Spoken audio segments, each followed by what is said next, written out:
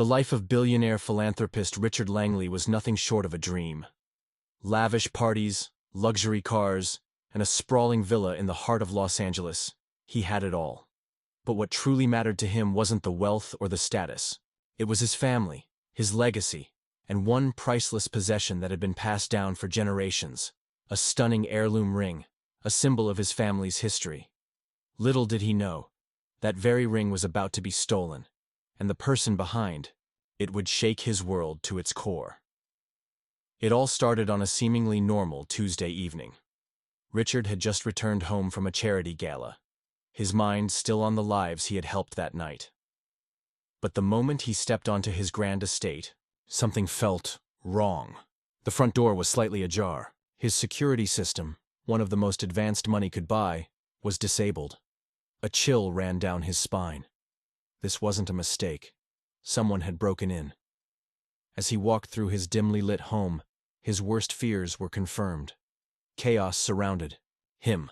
Furniture overturned, drawers pulled open, valuables scattered across the floor. His heart pounded as he rushed to his personal study, his safe hidden behind a grand bookshelf.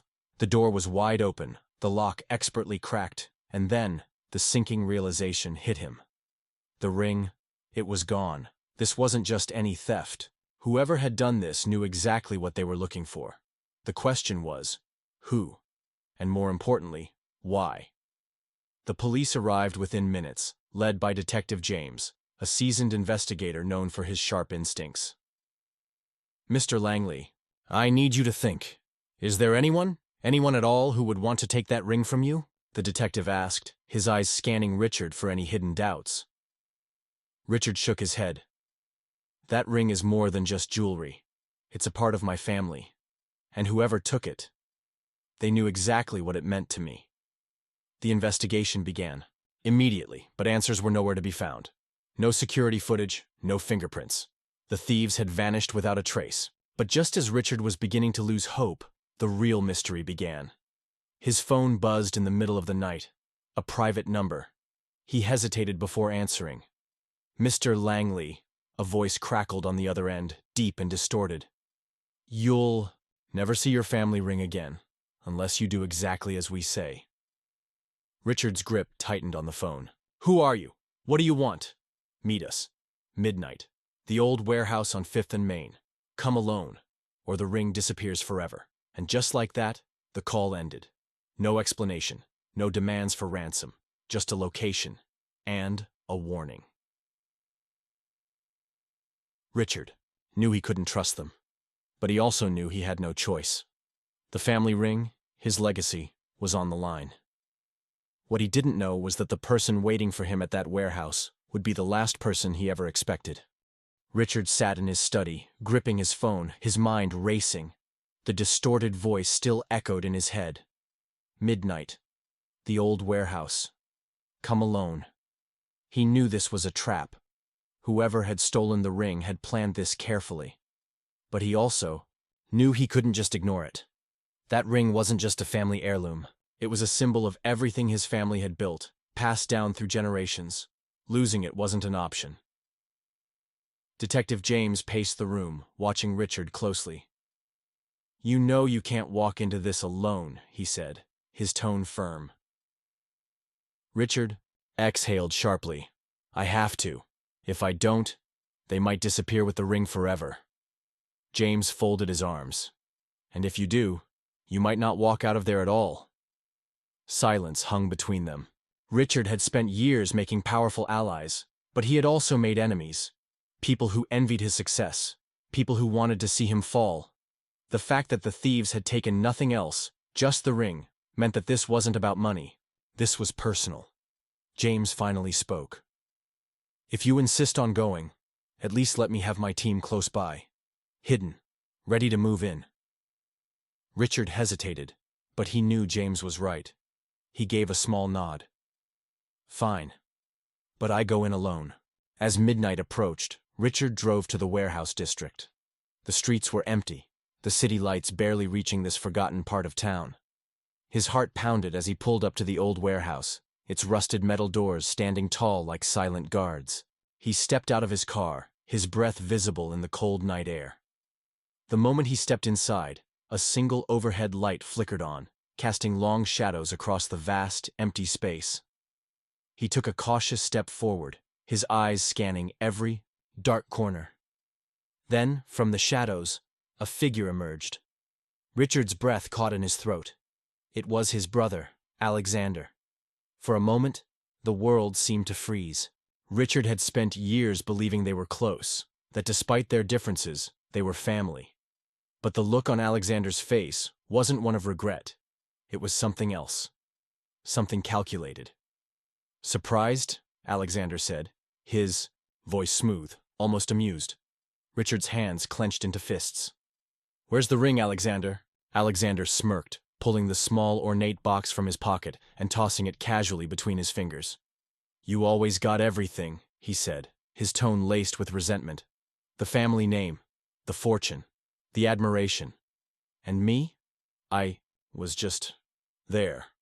Richard shook his head in disbelief. You think stealing from me will change that? Alexander's eyes darkened. It's not about the ring, Richard. It's about making you feel what I've felt my whole life. Invisible. Richard took a slow step forward. You're my brother. If you needed something, all you had to do was ask.